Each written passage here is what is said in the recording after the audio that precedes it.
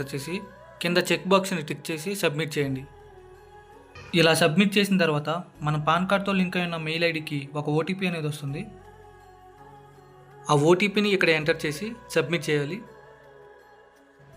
ఇలా సబ్మిట్ చేశాక మన మొబైల్ నెంబర్ ఇంకా ఈమెయిల్ ఐడి అడుగుతుంది. మనం ఇక్కడ ఏ ఈమెయిల్ ఐడి ఎంటర్ చేస్తామో ఆ ఈమెయిల్ ఐడికి మన పాన్ కార్డ్ డౌన్లోడ్ లింక్ అనేది వెళ్తుంది.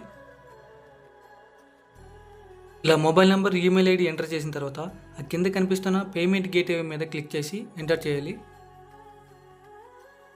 ఇలా క్లిక్ చేసి సబ్మిట్ చేసిన తర్వాత పేమెంట్ ఆప్షన్ అయితే సెలెక్ట్ చేయమంటుంది.